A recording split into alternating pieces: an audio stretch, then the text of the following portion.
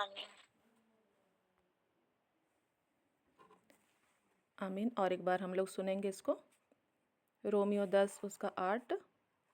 परंतु वह क्या कहती है। परं- अच्छा, पढ़िए। परंतु वह क्या कहती है, यह कि वचन तेरे निकट है, तेरे मुंह में और तेरे मन में है। यह वही विश्वास का वचन है जो हम प्रचार करते हैं। आमीन। तो यहाँ पर हम लोगों ने सुना, परंतु वह क्या कहती है, यह कि वचन तेरे निकट है, तेरे मुंह में और तेरे मन में है। यह वही विश्वास का वचन है जो हम प्रचार करते हैं। आमीन। आइए हम लोग प्रार्थना करें। हे जीवित अनुग्रहकारी परमेश्वर, सारी बातों के लिए धन्यवाद देते हैं प्रभु जी। आपके वचन के माध्यम से हम बहुत सारी बातों को सीख सकें, ऐसे अनुग्रह को दीजिए। जो हमने पिछले समय से सीखा है प्रभु जी, उसको फिर से हम प्रभु जी यहाँ पर रख सकें, बोल सकें, ऐसे अनुग्रह को दीजिए। पवित्र आत्मा हमारा सहायक होने पाए। प्रेमी पिता, आपकी इच्छा पूरी होने पाए। हमें से हर एक प्रभु जी एक आत्मिक योद्धा के रूप में तैयार हो सकें, और उस आत्मिक युद्ध में प्रभु जी आपकी सहायता से हम जयवंत होने पाएँ। हाँ प्रभु जी, अनुग्रह कर और अच्छे फलों को हम प्राप्त कर सके। और निश्चय ही आपका वचन कहता है कि तभी जाकर हम आपके चेले ठहरेंगे। हाँ पिता परमेश्वर, अनुग्रह कर। सभी भाई बहनों को हम आपके हाथों में देते हैं प्रभु जी, हर एक की आप अगुवाई करें। हाँ प्रभु जी, और कठिन विषयों को समझने के लिए आप हमारी सहायता कीजिए। जैसे आपने कहा है, मुझसे प्रार्थना कर और मैं तेरी बात प्रार्थना सुनकर तुझे बड़ी बड़ी और कठिन बातें बताऊंगा। हाँ प्रभु जी, आपकी प्रतिज्ञा हमें से हर एक के जीवन में पूरी होने पाए। हाँ प्रभु जी, हमारे कानों को खोल कि हम आपके बुद्धि ज्ञान और समझ की बातों को प्रभु जी हम ग्रहण कर सकें। हमारे हृदयों को साफ कर ताकि वो अच्छी भूमि बन सके प्रभु जी। और हमारे होठों को ऐसे अनुग्रह दीजिए, अच्छे शब्दों को दीजिए कि हम प्रभु जी उन बातों को बोल सकें। हाँ प्रभु जी, आपके प्रकाशन को एक एक भाई बहन के जीवन के लिए हम मांगते हैं। इस प्रार्थना को हम आपके पुत्र, हमारे उद्धारकर्ता प्रभु यीशु मसीह के नाम से मांगते हैं। आमीन, आमीन। Praise the Lord, hallelujah. तो हम लोग पिछले सप्ताह से पिछले मंडे से हम लोग घोषणा के माध्यम से सीख रहे थे। हमारा टॉपिक था, है ना। आज हम लोग रिवाइज करते हैं, और आप लोग घोषणा से क्या समझ रहे हैं आप लोग बता सकते हैं अपने अनुभव को। और साथ ही साथ उससे संबंधित 2 अध्यायों को आप लोग बता सकते हैं, जो भी आपको याद आता है। घोषणा से हम लोग क्या सीख पा रहे हैं, क्या समझ रहे हैं, आप लोग बोल सकते हैं। 2 पदों को भी आप लोग बताएं।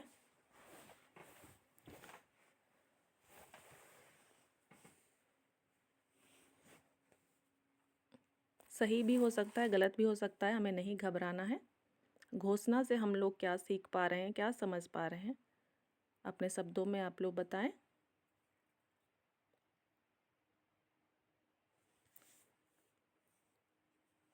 साधारण शब्दों में।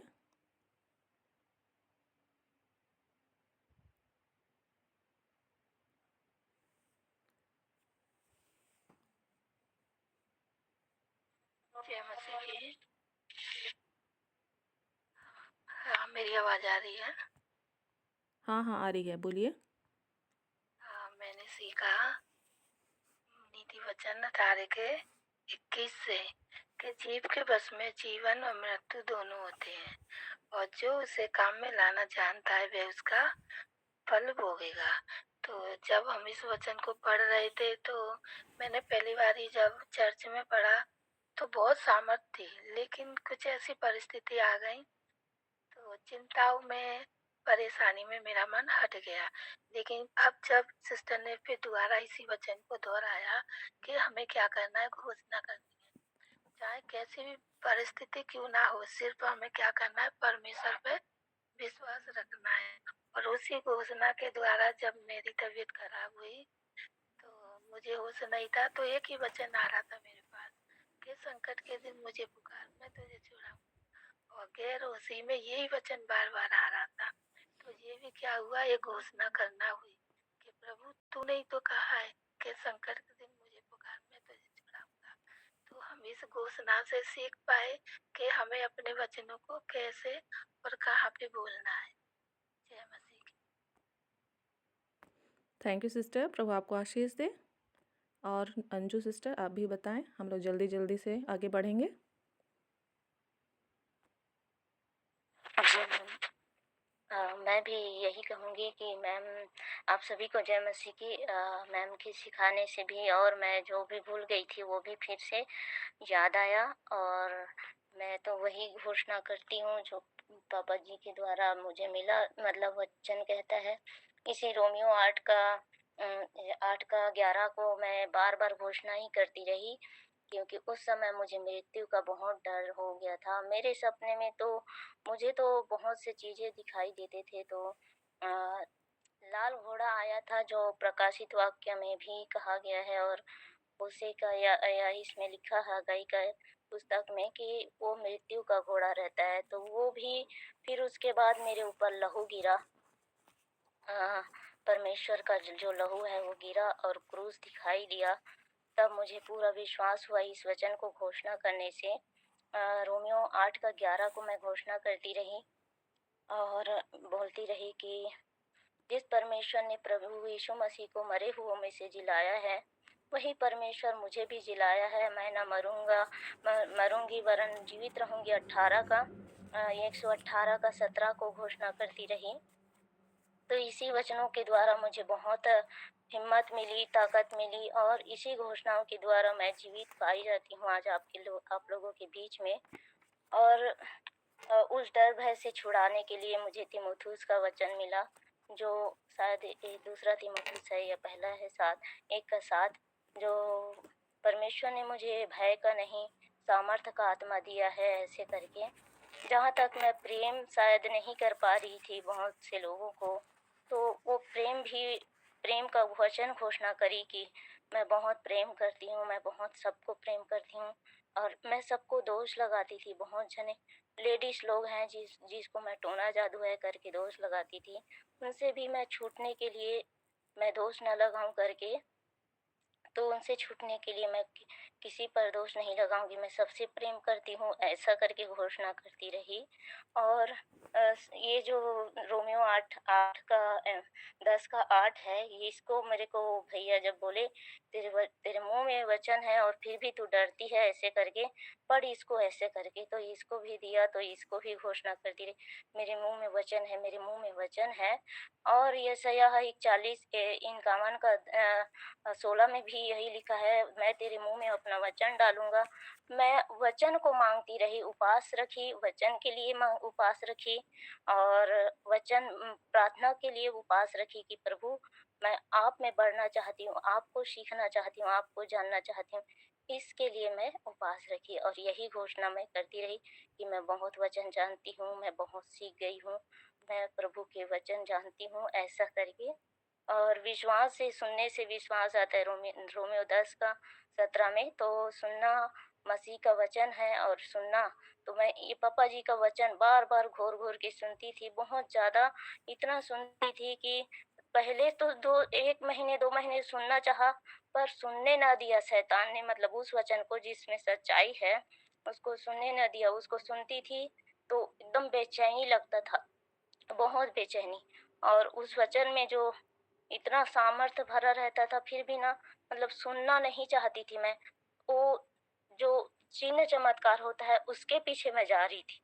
मतलब मन होता था नहीं, अंकुर नरूला तो ऐसा करता है, ऐसा हाथ रखता है और हो जाता है, ये तो ऐसा करता है, ऐसा हो जाता है, मैं इसको क्यों सुनती रहूं। मैं मैं उन लोगों को देखती थी, उन लोगों के पीछे जाती, वचन के पीछे नहीं जा रही थी। फिर भैया फिर से बोले कि तू वचन अपने अंदर बसा, तभी तू सबसे फ्री हो पाएगी करके। तो उस भैया का भी धन्यवाद करती हूँ, और मैं अपने प्रभु का धन्यवाद करती हूँ कोटि कोटि कि उसने मुझे पूरे वचन को दिया, और उस पापा जी के वचन को भेजकर मेरे जीवन में उजाला लाया। कल जो आप लोग को भेजी थी, उसी वचनों से मैं पूरी रीति से बार बार उसको बाद में सुनना चाहा, 2-3 महीना बीत गया, फिर उसको चालू करी और सुनना चाहा, तब सुन पाई। मैं घोषणा करती रही और इसी के द्वारा मैं छुटकारा पाई हूँ। आप सबको जय मसीह, मेरी गवाही यही है। थैंक यू सिस्टर, प्रभु आपको आशीष दे। और थोड़ा सा हम आपको सुझाव देना चाहेंगे कि जैसे कि जॉनसन ब्रदर के विषय में मैं थोड़ा कहना चाहती हूँ और मुझे अच्छा लगता है। उनका भी टीचिंग काफ़ी समय पहले मैंने भी उन्हें सुना, कई लंबे समय तक मैंने सुना है। और उनकी जो मिनिस्ट्री है JCLM ऐसा करके है कुछ। और सच में कल वीडियो जो आपने भेजा था ग्रुप में तो भेजा गया, लेकिन उनके लिए यदि आप ऐसा कहेंगे तो ज़्यादा बेहतर रहेगा, ऐसा मेरा सुझाव है। उसको आप जॉनसन अंकल बोलें तो अच्छा रहेगा, क्योंकि जब हम पापा शब्द का यूज़ करते हैं तो ऐसे ही बहुत सारे हमारे मसीही समुदाय में बहुत ज़्यादा विवाद है। तो अगर आपको अच्छा लगे तो आप इसको बोल सकते हैं। जी मैम, थैंक यू मैम। ठीक है, मैम हाँ बोलिए। मैम लोग बोलते हैं, आदत से पता नहीं हो जाता है ऐसे कभी कभी, पर ठीक है मैम। सर बोलती थी पहले, तो मुंह में हो गया है आदत। अच्छा ठीक है अच्छा, मैम, थैंक यू मैम। हाँ हम लोग ब्रदर बोलें, पास्टर बोलें या फिर सर बोलें, अंकल बोलें, है ना। क्योंकि फिर धीरे धीरे हम लोग सभी जानते हैं कि एक एक शब्द ही से शैतान हमारे बीच में क्या कर देता है, फूट डाल देता है। ठीक है, और आप उसको बहुत आदर देते हैं और मैं भी बहुत ज़्यादा उनसे सीखी हूँ। काफ़ी लंबे समय तक मैंने सुना है।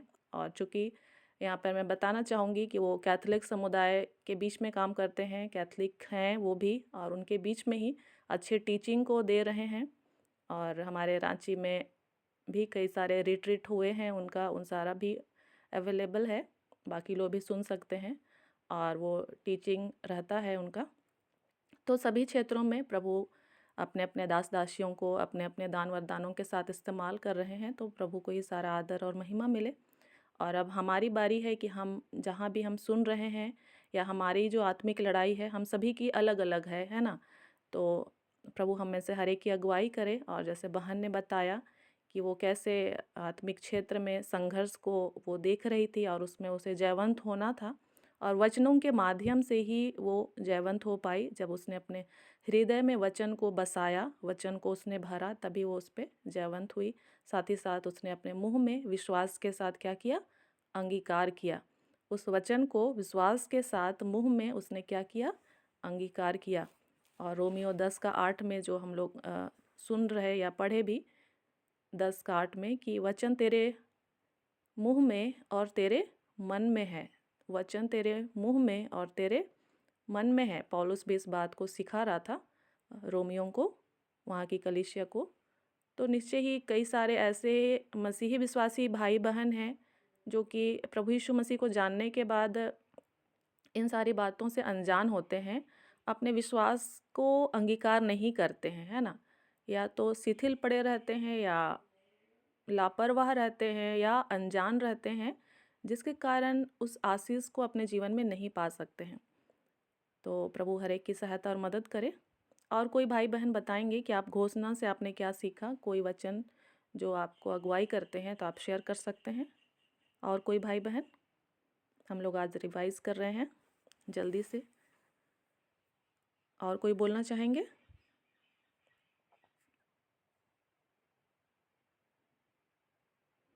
यदि नहीं तो हम लोग आगे बढ़ते हैं। इस सवाल के साथ हम सभी ने काफ़ी सारी बातें सीखी। दूसरा सवाल है, परमेश्वर ने किस तरह से सृष्टि किया, 2 पदस्थल बताइए। परमेश्वर ने किस तरह से सृष्टि किया, 2 पदस्थल बताइए। बहन ममता ने बड़े मेहनत के साथ हमारे बीच में बहुत सारी बातों को रखने का प्रयास किया और हम लोगों ने सुना। लेकिन वो सुने हुए वचन को शैतान क्या करता है, तुरंत उठा के ले जाता है ना। तो इसके लिए एक ही उपाय है कि हम लोग उसको दोहराएं, रिवाइज करें, और शैतान का जो योजना है उसको कैंसिल करें।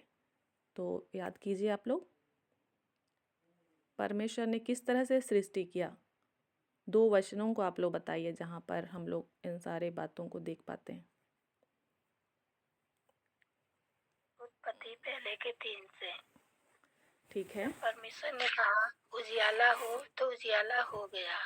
और परमेश्वर ने उजियाले को देखा कि अच्छा है, और परमेश्वर ने उजियाले को अंधियारे से अलग किया। हालेलुया। और फिर परमेश्वर ने मनुष्य को अपने स्वरूप में बनाया। ऐसे परमेश्वर ने पूरे संसार की सृष्टि की। जय मसीह की। Thank you sister. और कोई दूसरा पदस्थल कोई बताना चाहेंगे? उत्पत्ति अध्याय एक के अलावा और भी वचन बताया था सिस्टर ने कि परमेश्वर ने कैसे सृष्टि किया।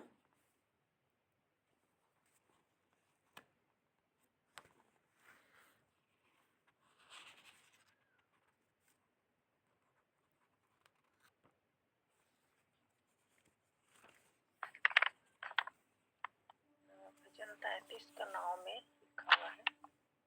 जोर से बोलिए। भजन संहिता 33 का 9 में, क्योंकि जब उसने कहा तब हो गया, जब उसने आज्ञा दी तब वास्तव में वैसा ही हो गया। परमेश्वर का वचन मात्र से सृष्टि की रचना हुई। परमेश्वर ने बोला और वो हो गया। हाँ, और आप लोग भी कॉपी पेन डायरी के साथ रहें। जो वचन बोला जाता है आप लोग लिखिएगा ज़रूर, है ना, ताकि फिर बाद में उसको खोल के पढ़िएगा। केवल सुनने से भी काम नहीं चलेगा, ठीक है। भजन संहिता 33 का कितना बोला था आपने? 9। भजन संहिता 33 उसका 9। क्योंकि जब उसने कहा तब हो गया, जब उसने आज्ञा दी तब वास्तव में वैसा ही हो गया। तो कहा, है ना, उत्पत्ति 1 में भी हम लोगों ने सुना परमेश्वर ने कहा, यहाँ भी हम लोग देख रहे हैं कहा, फिर उसने आज्ञा दी, है ना। और भी कोई बताना चाहेंगे और कोई पदस्थल किसी को याद है तो? Thank you sister Onila. इब्रानी 11 का 3 पद, विश्वास इससे हम जान जाते हैं कि सारी सृष्टि की रचना परमेश्वर के वचन के द्वारा हुई है, पर यह नहीं कि जो कुछ देखने में आता है वह देखी गई वस्तुओं से बना। Thank you. इब्रानियों 11 उसका 3। थोड़ा सा नलिनी सिस्टर जब बोलेंगे जोर से बोलेंगे, है ना, माइक के पास आके, मोबाइल के नज़दीक आके। 11 उसका 3, इब्रानियों 11 का 3। विश्वास ही से हम जान जाते हैं कि सारी सृष्टि की रचना परमेश्वर के वचन के द्वारा हुई है। परमेश्वर के वचन के द्वारा, परमेश्वर के शब्द के द्वारा ही सृष्टि हुई है। तो प्रभु को बहुत धन्यवाद। आगे हम लोग के पास दूसरा सवाल है, परमेश्वर ने हमें किन 2 क्षेत्रों में अधिकार दिया है? परमेश्वर ने हमें किन 2 क्षेत्रों में अधिकार दिया है? 2 पदस्थल बताइए।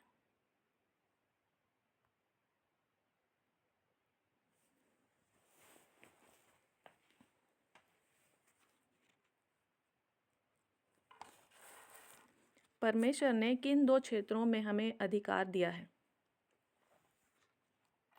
2 पदस्थल बताइए। लूका 10:19 में भी अधिकार दिया है और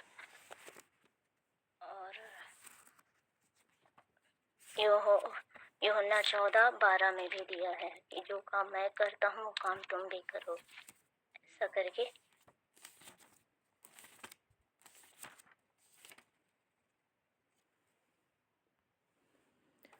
लूका 10 का 19। लूका 10 का 19। देखो मैंने तुम्हें सांपों और बिच्छुओं को रौंदने का और शत्रु की सारी सामर्थ पर अधिकार दिया है, और किसी वस्तु से तुम्हें कुछ हानि न होगी। तो इसको हम लोग कौन सा क्षेत्र बोल सकते हैं? आत्मिक क्षेत्र, है ना। आत्मिक क्षेत्र में परमेश्वर ने, यीशु मसीह ने हमें क्या दिया है? अधिकार दिया है। और भी कोई बताएंगे? और कोई दूसरा क्षेत्र जहाँ प्रभु ने हमें अधिकार दिया है?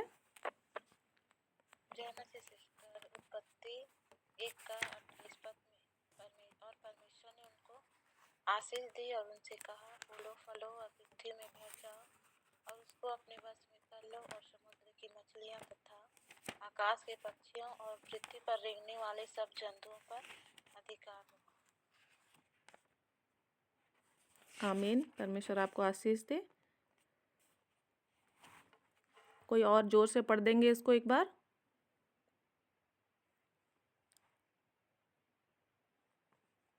उत्पत्ति 1 का 28 को और कोई पढ़ देंगे जोर से?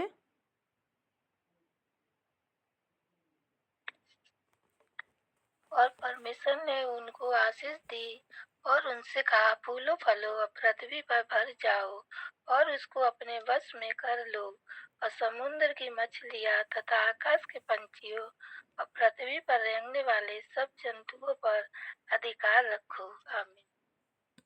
आमीन। तो लास्ट लाइन क्या लिखा हुआ है? लास्ट, अधिकार रखो, है ना, पृथ्वी पर, ठीक है, और समुद्र पर।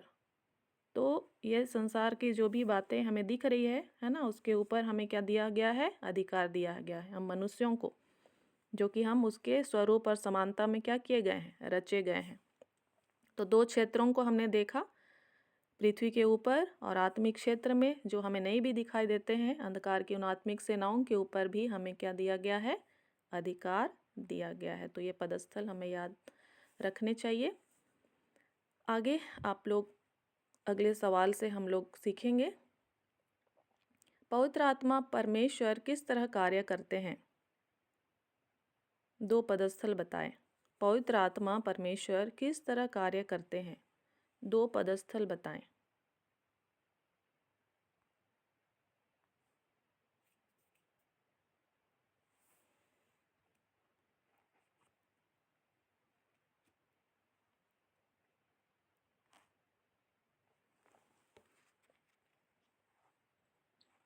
जयमती सिस्टर, यूहन्ना 14:26 में हम देख सकते हैं, परंतु सहायक अर्थात पवित्र आत्मा जिसे पिता मेरे नाम से भेजेगा, वह हमें सब बातें सिखाएगा और जो कुछ मैंने तुमसे कहा है वह सब तुम्हें स्मरण कराएगा। आमीन।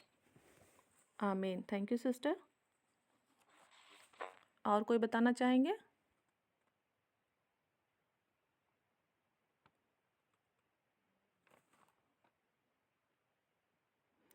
यूहन्ना 14 का कितना कहा आपने?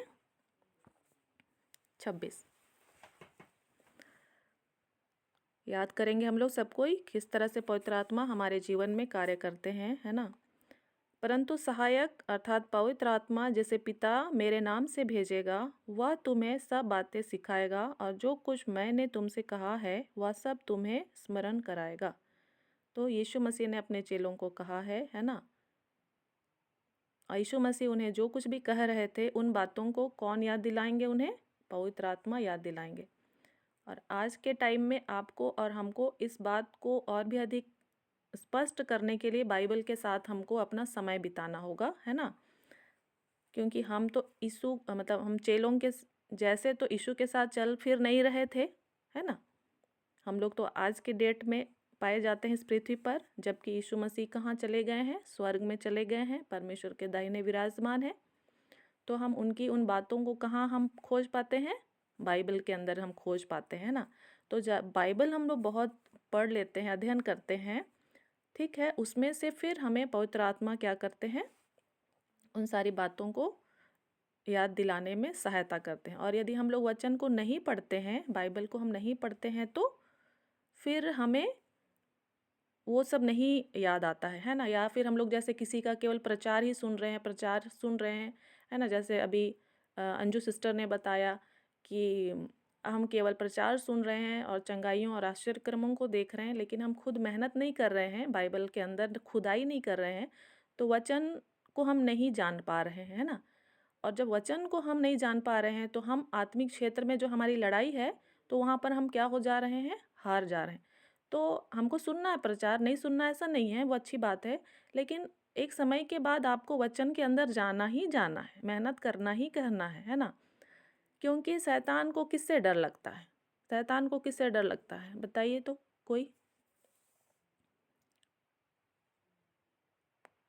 शैतान को किससे डर लगता है? मालूम है? जो प्रार्थना करते हैं, वचन पढ़ते हैं, उनसे शैतान को डर लगता है। ठीक है। नेहा सिस्टर ने क्या कहा? परमेश्वर के वचन से। हाँ, परमेश्वर के वचन से केवल उसको डर लगता है, ठीक है। यीशु मसीह भी मत्ती 4 अध्याय को हम लोगों ने पढ़ा ना, वो उपवास कर रहा था, प्रार्थना कर रहा था, लेकिन वो वहाँ से हटा कब? जब उसके सामने वचन कहा गया, है ना। उसका सामना करने के लिए वचन कहा गया, और वो भी वचन ही बोल रहा था, ऐसा नहीं कि नहीं बोल रहा था, वो भी वचन में से ही बोल रहा था, यीशु मसीह के सामने कि तुझे तो स्वर्गदूत हाथों हाथ क्या कर लेंगे, उठा लेंगे। तो वो कहीं और से नहीं बोल रहा था, वो भी वचन से ही बोल रहा था, लेकिन उस समय वो उस वचन का ज़रूरत नहीं था यीशु मसीह को, है ना? उस समय यीशु मसीह को उस वचन का ज़रूरत नहीं था कि वो अपनी सुख सुविधा के लिए स्वर्गदूतों की सेवा को ले। लेकिन चूँकि उस समय वो उपवास प्रार्थना में था, है ना? और वो निर्बल हो रहा था शरीर में, मन में, है ना? तो वो निराशा की स्थिति में वो आत्महत्या का विचार आ सकता था या उसे प्रेरित किया जा सकता था वैसे समय में।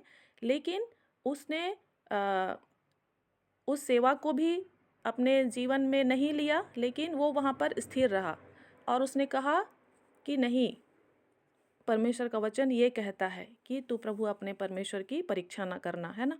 तो शैतान भी वचन से ही बात कर रहा है, लेकिन उसका उद्देश्य कुछ और है, आपको गिरा देना, है ना? आपको भटका देना, आपको उलझा देना। लेकिन परमेश्वर का जो वचन है उसको आपको अलग उद्देश्य से लेना है। किस उद्देश्य से? जो परमेश्वर की इच्छा के लिए हो, है ना? परमेश्वर के राज्य की बढ़ोतरी के लिए।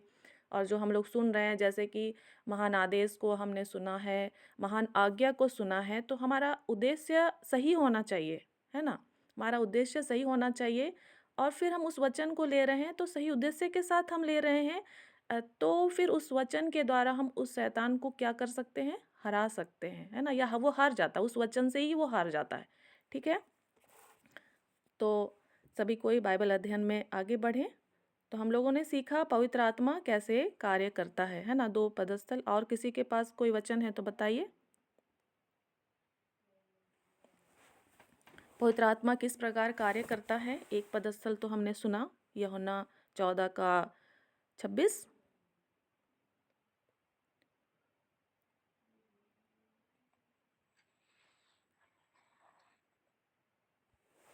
बहुत धन्यवाद प्रभु, सभी को जय मसीह की। मेरी तबीयत आज 2 दिन से नहीं ठीक है, लेकिन मैं प्रभु के वचनों को, मेरी तबीयत ठीक हो या ना हो, लेकिन मैं जिस स्थिति में परमेश्वर को पुकारती हूँ, मैं उसी तरीके से पुकारती रहती हूँ। जब निराली की तबीयत खराब थी और मैंने जांचें भी कराई, उसके कोई रिपोर्ट में कुछ नहीं आया, नॉर्मल आई, तो मैंने प्रभु का धन्यवाद किया। और जब मैंने वचन खोला, मरकुस 5 खोला, तो मैंने पूरा वचन पढ़ा और पढ़ के उसमें मैंने समझा, तो मेरे समझ में आया इस तरीके से कि शैतान तो बहुत चालाक है, लेकिन वो परमेश्वर ही से डरता है। और परमेश्वर, जैसे यूहन्ना 1 अध्याय में लिखा है, याद में वचन था, वचन परमेश्वर था और वचन परमेश्वर के साथ था। इस तरीके से मैंने दोनों यूहन्ना भी पढ़ा और मरकुस भी पढ़ा था। फिर मैंने वचन को पढ़ करके याद किया कि शैतान बहुत चालाक है, और लेकिन जब मैंने निराली के बारे में सोचा और फिर मैंने वचन ही पढ़े, और उस समय से निराली के कुछ सहायता हुई परमेश्वर की दया से, तो उसे आराम मिली।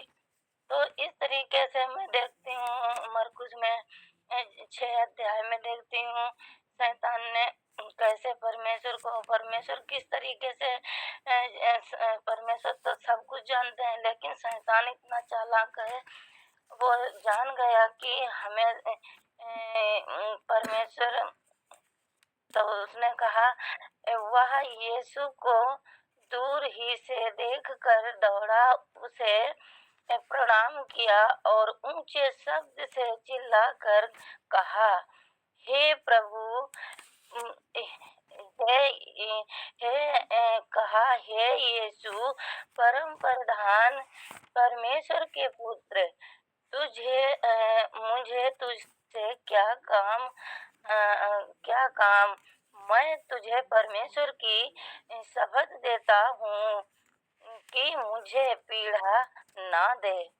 तो शैतान वो जान गया कि हमें यहाँ से भगाने आए। तो इस तरीके से उसने विनती करके और परमेश्वर से कहा कि मुझे इस देश, इस सीमा से बाहर ना जाने दे। इस तरीके से मैंने वचन याद किए, तो मैं प्रभु का धन्यवाद करती हूँ। वचन ही परमेश्वर है और शैतान प्रभु से ही डरता और वचनों के द्वारा शैतान भागता है। तो मैं प्रभु का धन्यवाद करती हूँ। सभी को जय मसीह की। Thank you sister. प्रभु आपको भला चंगा स्वस्थ रखे और सुरक्षित रखे, ऐसे हम प्रार्थना करते हैं। और सच में शैतान चालाक है, लेकिन वो सच में हारा हुआ है ना। और पवित्र आत्मा से रिलेटेड और कोई पदस्थल किसी को याद आते हैं तो बता सकते हैं कि पवित्र आत्मा किस प्रकार कार्य करते हैं, तो बोल सकते हैं, नहीं तो फिर हम आगे बढ़ेंगे। सिस्टर, मैं बताना चाहूँगी यूहन्ना 16 के 8 में दिया हुआ है, वह आकर संसार को पाप और धार्मिकता और न्याय के विषय में फिर उत्तर करता है। और भी देखते हैं यूहन्ना 16 का 13 में भी बताता है कि परंतु जब वह अर्थात सत्य का आत्मा आएगा तो तुम्हें सब सत्य का मार्ग बताएगा, क्योंकि वह अपनी ओर से न कहेगा, परंतु जो कुछ सुनेगा वही कहेगा और आने वाली बातें तुम्हें बताएगा। आमीन। आमीन। Thank you sister. तो वचन में से ही पवित्र आत्मा बात करते हैं, है ना। वचन के अनुसार ही पवित्र आत्मा क्या करते हैं, काम करते हैं। फिर एक और वचन मुझे याद आ रहा था जहाँ पर लिखा हुआ है पत्री में कि आत्मा आप ही हमारी सहायता करता है प्रार्थना करते समय, है ना, हमारी दुर्बलता में कि हमें कैसे प्रार्थना करना है। और वो हमारे अंदर आहें भर भर कर हमारे अंदर से वो प्रार्थना करने के लिए हमें उभारता है। तो बहुत सारे वचन हैं, थोड़ा सा अभी हम लोग बस उदाहरण के तौर पर लिए, है ना। तो पवित्र आत्मा वचन के माध्यम से या वचन के अनुसार ही क्या करते हैं, काम करते हैं, है ना। तो हमें भी इस तरह से क्या करना है, वचन को अपने जीवन में थाम लेना है, लेकिन वचन को संदर्भ के साथ भी पढ़ना है ना, वचन को संदर्भ के साथ भी पढ़ना है। हाँ, और प्रेरितों 1:8 भी लिखा हुआ है कि जब पवित्र आत्मा तुम पर आएगा तो वो पृथ्वी के छोर तक तुम्हें क्या करेगा, गवाह बनाएगा।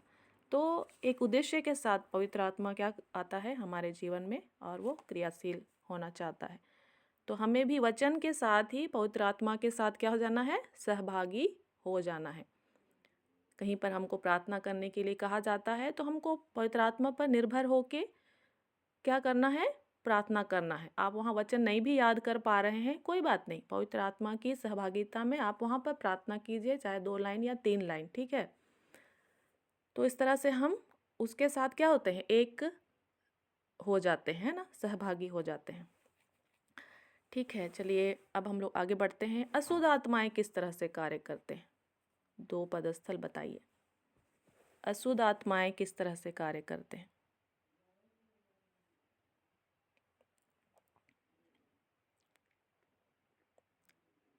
अशुद्ध आत्माएं किस तरह से कार्य करते हैं।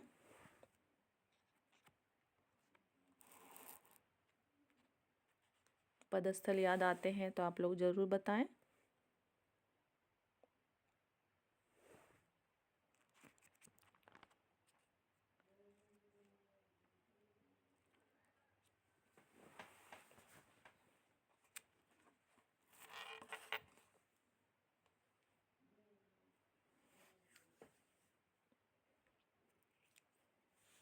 ममता सिस्टर, ये सब आपने बताया था कि नहीं, कि अलग से क्वेश्चन आ गया? थोड़ा हेल्प कीजिए हमारा। आप हैं या व्यस्त हैं थोड़ा सा? नहीं, ममता सिस्टर नहीं है। ममता सिस्टर, हाँ बताइए अंजू सिस्टर। हाँ जी मैम, अब हम तो नहीं जानते थे अशुद्ध आत्मा कैसे आता है, पर अब मसीह में आए तो हम जाने हैं कि कैसा है ये लोग ये आता है करके। तो एक जगह लिखा है लूका में, तो वो झारा बुहारा जो फिर से हम उस गलती को कर बैठते हैं। हम जैसे परमेश्वर हमें आज्ञा दिया रहता है कि ये काम नहीं करना है, जो परमेश्वर को अच्छा नहीं लगता है, वो बोला रहता है कि हमें ये काम नहीं करना है चाहिए, तो वो वही काम हम फिर से करने बैठते हैं। जैसे कि हम झूठ बोल रहे हैं या कुछ भी गलत चीज़ देख रहे हैं, गलत चीज़ को देखकर भी हम अपने मन से उसको नकार नहीं रहे हैं और उसको स्वीकार कर रहे हैं। इस बीच में हमारे बीच में वो दुष्ट जो है, शैतान जो है कार्य करने की कोशिश करता है और हम उसी बात में फँसते जाते हैं।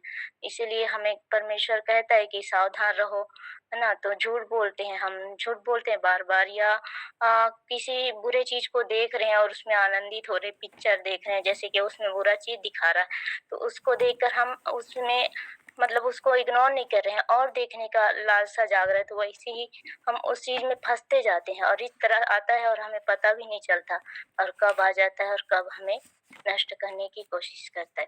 तो मैं यही सीख पाई हूँ मैम और इतना ही जानती हूँ। हाँ, थैंक यू सिस्टर। प्रभु आपको आशीष दे। हाँ, कोई उस वचन को बताने में सहायता करेंगे जब अशुद्ध आत्मा आती है तो अपने साथ।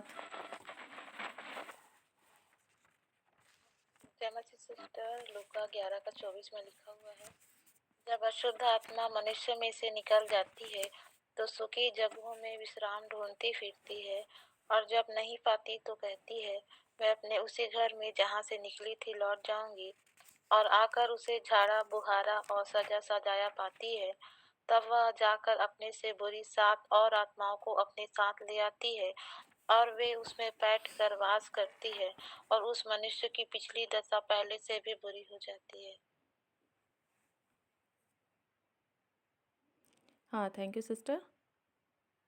और ओनीला सिस्टर को मैंने इसी वचन के आधार पर कहा था कि उस बच्ची के लिए वो लगातार प्रार्थना करे उसकी सुरक्षा के लिए। जब उसने उसके लिए प्रार्थना किया है तो ठीक है ना, आप लोग उसको याद रखे जाएंगे, है ना, बार बार पढ़ते रहेंगे ताकि वो वचन आपके हृदय में बसा रहे और आप लोग इससे प्रेरणा को पाते रहें। ठीक है। हाँ, और किसी को कुछ कहना है?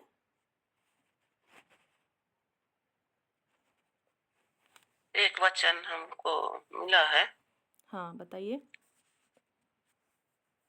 लूका 4:34 में। हाँ, दुष्ट आत्मा यीशु से कहता है, हे यीशु नासरी, हमें तुझसे क्या काम? क्या तू हमें नष्ट करने आया है? मैं तुझे जानता हूँ तू कौन है। तू परमेश्वर का पवित्र जन है। आमीन। Thank you.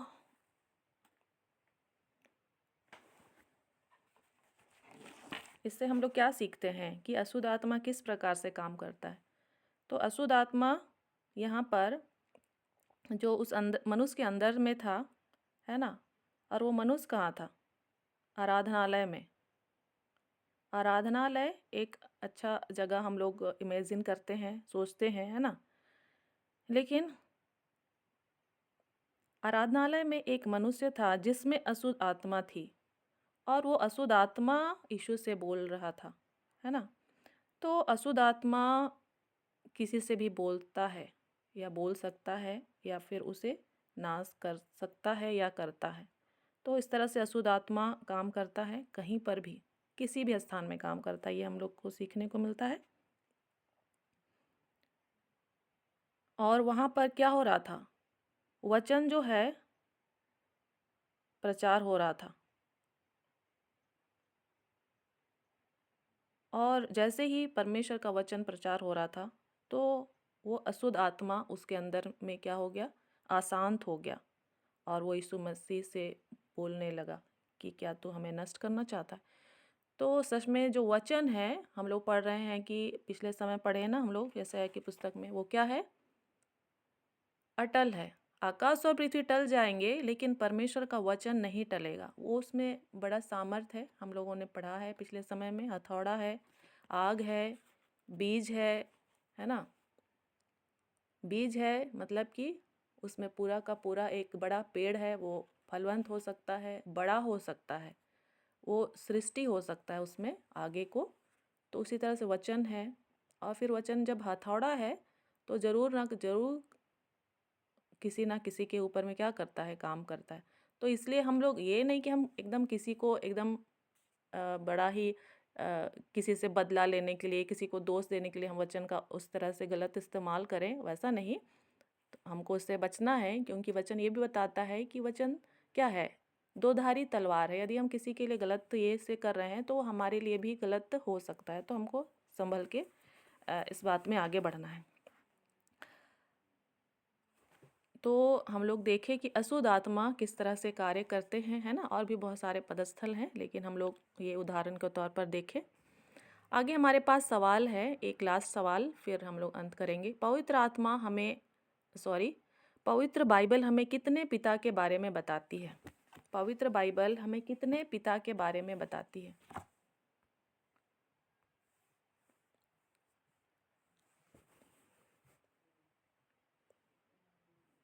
याद आ रहा है कुछ? पवित्र बाइबल हमें कितने पिता के बारे में बताती है? एकमात्र सच्चा परमेश्वर पिता है।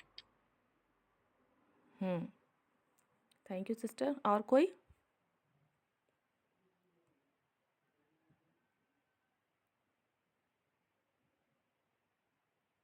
कुछ याद? अब्राहम बाबा के बारे में भी बताया है।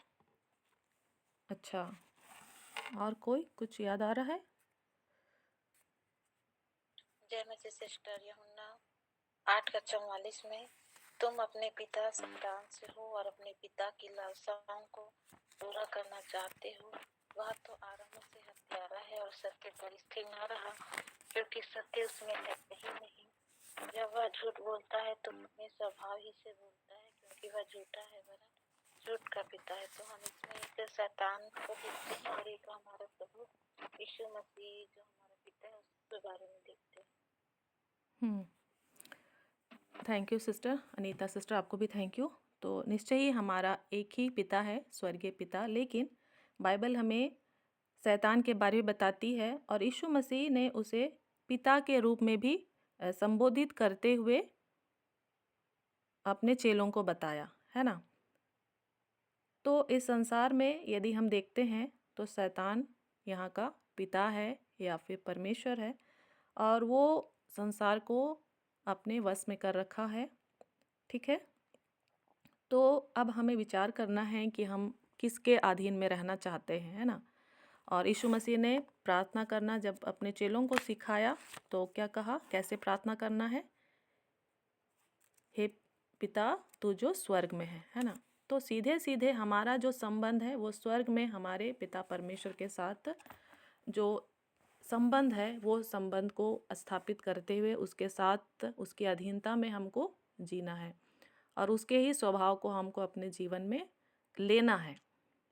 और यदि हम ऐसा नहीं कर रहे हैं तो जो संसार का पिता है तो हम उसकी अधीनता में हम चले जाते हैं, उसके वश में चले जाते हैं। तो हम सचेत रहें, जागरूक रहें, है ना। केवल भावनाओं में ना जिए, वरन हम वचन के साथ जिए। और वचन ही है एक दर्पण जो हमें दिखाता है कि हम क्या सही कर रहे हैं या गलत कर रहे हैं। हम मनुष्यों से ज़्यादा परमेश्वर के वचन को महत्व दें, क्योंकि परमेश्वर ने भी अपने नाम से अधिक अपने वचन को महत्व दिया है। तो वचन को सही रीति से सीखने के लिए समय लगता है, मेहनत लगता है ना। खुद भी सीखने के लिए या दूसरे को सिखाने के लिए भी समय लगता है, ठीक है। तो इसलिए मैं आप लोगों से थोड़ा सा समय की अपेक्षा करती हूँ और आप सभी का बहुत धन्यवाद कि आप बड़े धीरज के साथ समय को देते हैं प्रतिदिन। प्रभु हर एक को आशीषित करे, ठीक है। तो आज के सेशन से प्रभु हमें से हर एक की अगुवाई करे कि हम और भी अधिक खोज करके वचन को पढ़ें, फिर वचन को हम संदर्भ के साथ भी पढ़ें, क्योंकि हम लोग सीख रहे हैं। एक पूरी पुस्तक को भी हम लोग पढ़ना सीख रहे हैं पिछले समय से, है ना। पढ़ भी रहे हैं और उससे भी आशीषित हो रहे हैं। तो प्रभु को बहुत धन्यवाद। किसी के पास प्रेयर रिक्वेस्ट है तो बोल सकते हैं, हम लोग अंतिम प्रार्थना करेंगे। और कल भी और थोड़ा सा रिवीजन है, पूरा नहीं हुआ है। उसके बाद फिर आगे फिर मंडे से प्रभु हमें और अगुवाई करे बहुत सारी बातों में। और हम थोड़ा सा ही भाग सीख धन्यवाद। पाए हैं, घोषणा का थोड़ा सा ही भाग को सीख पाए हैं। अब उसमें भी बहुत सारा चीज़ है, तो धीरज रखेंगे। अभी जितना चीज़ हम लोग को सीखने को मौका मिला है, हम लोग उतना ही को सीख लेंगे पहले, है ना। हाँ बोलिए Anju sister. Thank you ma'am, बहुत बहुत धन्यवाद। प्रभु आपको और हमारे लिए इस्तेमाल करे। बहुत अच्छा लगा आज और सीखने में। ऐसे मैं भूल जा रहती हूँ, उसको फिर से आप याद दिला देते हो आप दोनों। तो आप दोनों को धन्यवाद बहुत बहुत। आप सबको जय मसीह की। Thank you. किसी का प्रेयर रिक्वेस्ट है? प्रभु का धन्यवाद हो सभी को जय मसीह की। हमारा प्रार्थना विषय है कि निराली के लिए प्रार्थना करें, जो उसके शरीर में कमजोरी और उसके पेपर भी आने वाले हैं और वो बहुत बेचैन रहती पढ़ने के लिए। और मेरे लिए भी प्रार्थना करें कि इस समय हमारी तबीयत ठीक नहीं चल रही है, तो मेरे लिए प्रार्थना करें। कल शाम को तो इतनी पता नहीं क्या हो गया था, नस चढ़ गई या क्या हुआ, इतना दर्द घोड़े में हुआ कि मैं दवाई ली, फिर दवा खा ली, तो मैं शाम को मीटिंग में नहीं ज्वाइन हो पाई। और फिर मैंने प्रार्थना की रात में उठ करके और तेल भी लगाया घोड़े में, तब मुझे थोड़ी आराम मिली प्रभु की सहायता से। तो मेरे लिए भी प्रार्थना करना। सभी को प्रभु का धन्यवाद हो, सभी को जय मसीह की।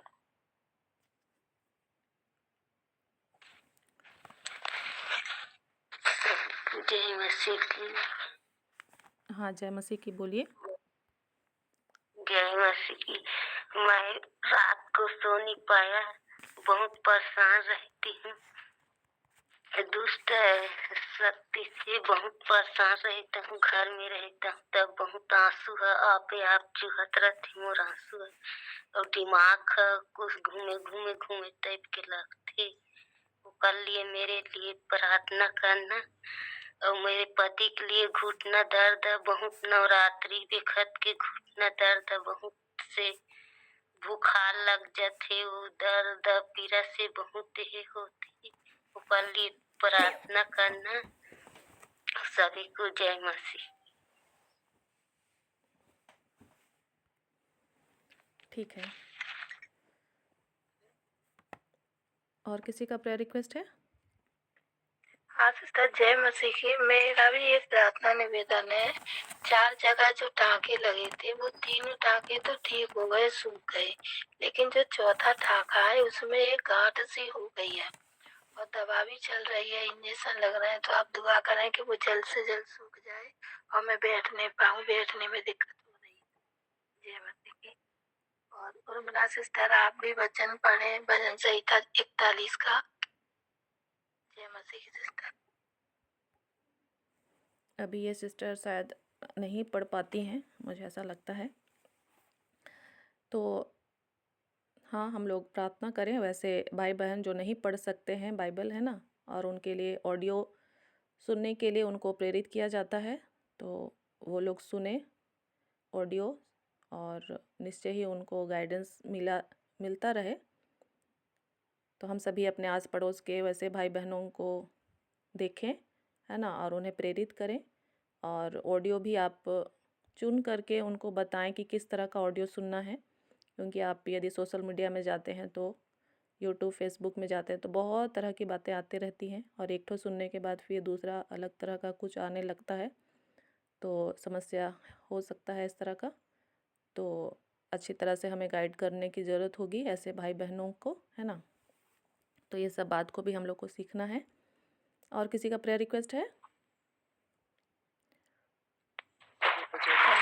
सबों को जय मसीह की। और मेरा प्रार्थना निवेदन है कि लोग प्रार्थना कीजिए कि मैं जल्द से जल्द ठीक हो जाऊं और मैं भी जुड़ने पाऊं और वचन को समझने पाऊं, सीखने पाऊं। धन्यवाद। ठीक है।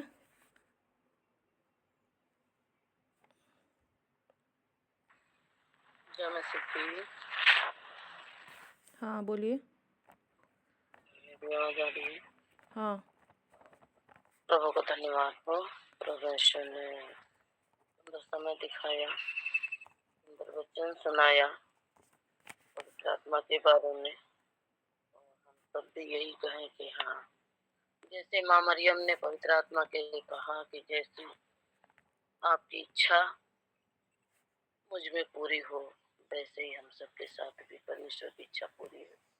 पवित्र आत्मा सबको लेके चलाए परमेश्वर का धन्यवाद हो, अब तक संभाला, आगे भी संभाल बचा के रखे।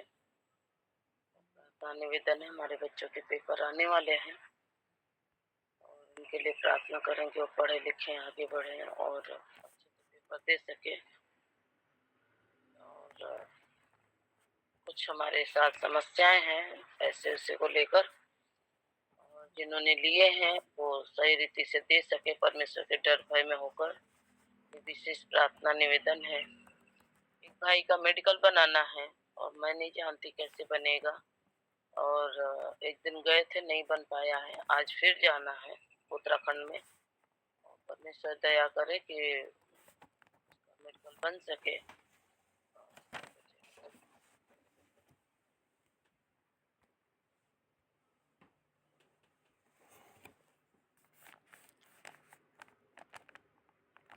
ठीक है, आइए हम लोग प्रार्थना करें और परमेश्वर का वचन हम लोग स्मरण करते हैं।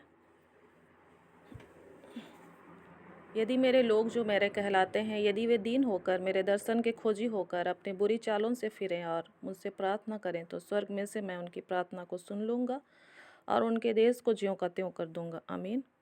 हे जीवित अनुग्रहकारी परमेश्वर, धन्यवाद देते हैं प्रभु जी सारी बातों के लिए। आपने हमें धीरज की आत्मा को दिया है। हाँ प्रभु जी, एक एक मन को आपने फेरा है अपनी ओर। धन्यवाद देते हैं प्रभु जी सच में, और हमारे मन फेरने के द्वारा निश्चय ही आपका स्वर्ग का राज्य हमारे मनों में स्थापित होता है। ये आपकी बड़ी इच्छा और योजना हमारे जीवन के लिए। हाँ प्रभु जी, हम धन्यवाद देते हैं। यीशु मसीह के बलिदान के लिए हम आपको धन्यवाद देते हैं। और प्रभु जी, हमारे निमित्त आपने प्रभु जी उसे इस पृथ्वी पर प्रभु जी हमारे साथ दिया प्रभु जी, कि वो हमारे साथ जिए, हमारे साथ रहे, हमारे पापों के लिए बलिदान करे। हाँ प्रभु जी, आपकी ऐसी बड़ी योजना के लिए धन्यवाद देते हैं। प्रभु जी, हमारी सहायता कर कि हम वचन के माध्यम से प्रभु जी प्रेरणा को ले सकें और वो फलवंत होने पाए। हमें से हर एक के जीवन में हम सब अलग अलग परिस्थिति में जीते हैं प्रभु जी। संसारिक, मानसिक, आत्मिक क्षेत्र में हमारी लड़ाई चलती रहती है प्रभु जी। उस लड़ाई में आप हमें जयवंत कीजिए प्रभु जी।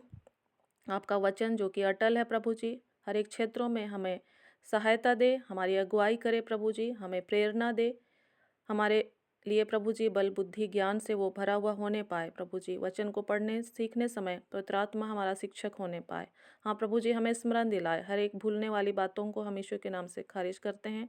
हाँ प्रभु जी, और आत्मा की बातों को हमें से हर एक के लिए हम मांग लेते हैं। हमें मेहनती बनाइए प्रभु जी, ताकि हम खुदाई कर सकें। हाँ प्रभु जी, खोजी बन सकें आपके वचन में से। हाँ प्रभु जी, अनमोल हीरे मोती हम ढूंढ सके प्रभु जी, और इससे निश्चय ही हम आपको सारा आदर और महिमा दे सकें।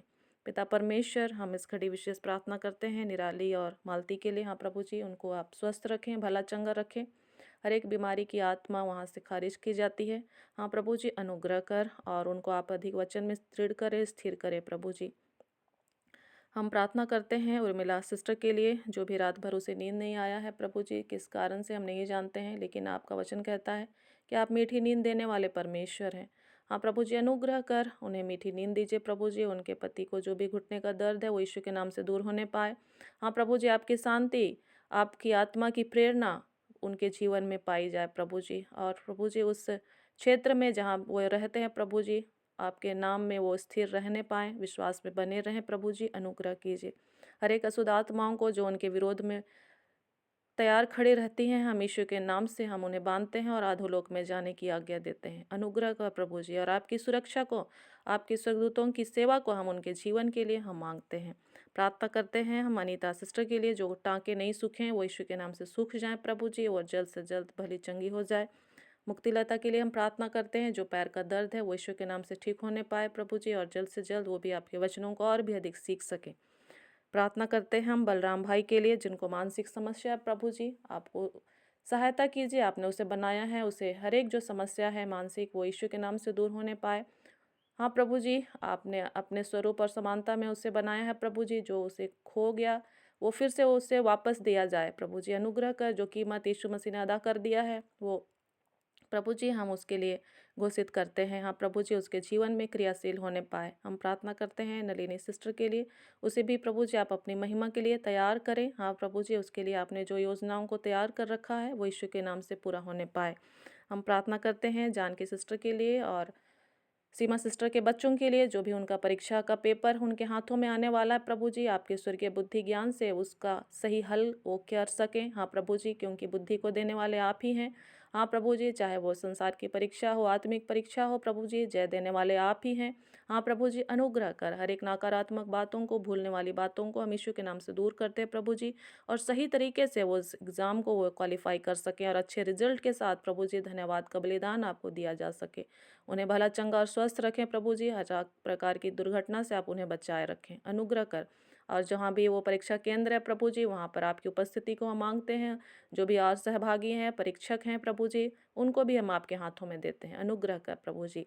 हम प्रार्थना करते हैं सीमा सिस्टर के बाकी सारे समस्या को, हाँ प्रभु जी आप दूर करें, जो पैसों की समस्या दूर होने पाए, और जिस भाई का मेडिकल बनना है वो यीशु के नाम से बनने पाए प्रभु जी, अनुग्रह कर। और भी जो भी बातें प्रभु जी आपके निकट लाई जाती हैं, आप हर एक भाई बहन की आप सुधि लीजिए प्रभु जी, क्योंकि आपकी दृष्टि हर एक के ऊपर बनी हुई है प्रभु जी। हर एक के दुहाई की ओर आपके कान लगे हुए हैं, हर एक की दुहाई को आप सुने प्रभु जी, और उनका उत्तर हाँ और आमीन में प्रभु जी सही समय पर सबको मिलने पाए, अनुग्रह कर। आज के दिन भर के जीवन के लिए हम में से हर एक अपने आप को आपके हाथों में सौंपते हैं प्रभु जी। हम जहाँ कहीं भी और आते और जाते हैं प्रभु जी, आप हमारे साथ हो कर प्रभु जी। आपने कहा है मैं न कभी तुझे छोड़ूंगा और न कभी तुझे त्यागूंगा। हाँ प्रभु जी, अनुग्रह कर, और हमें ऐसा स्वभाव दीजिए कि हम आपके इकलौते पुत्र का परिचय प्रभु जी दे सकें। हाँ प्रभु जी, हमारे अंदर जो कुछ भी गड़बड़ी है वो यीशु के नाम से दूर होने पाए। हम अंश करके बदलते जाएं, जहाँ पर हमें प्रभु जी बोलना है हम बोल सके, हमें ऐसे शब्दों को दीजिए। हमारे अंदर जो भी डर भय और हिचकिचाहट और नकारात्मक बातें हैं वो यीशु के नाम से दूर होने पाए।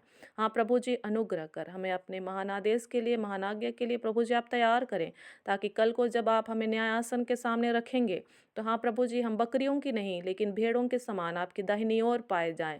हाँ प्रभु जी, हम उस अनंत जीवन में हम प्रवेश करने वाले होने पाए, अनुग्रह कर प्रभु जी। सारा आदर महिमा हम आपको देते हैं, और इस प्रार्थना को हम आपके पुत्र हमारे उद्धारकर्ता प्रभु यीशु मसीह के नाम से मांगते हैं, आमीन आमीन। हम लोग आशीष वचन को एक साथ बोलेंगे। पिता परमेश्वर का प्रेम, प्रभु यीशु मसीह का अनुग्रह और पवित्र आत्मा की सहभागिता हम सबों को सर्वदा बनी रहे, आमीन आमीन। प्रेज द लॉर्ड, हालेलुया, जय मसीह की, यीशु सहाय, गुड मॉर्निंग। आमीन।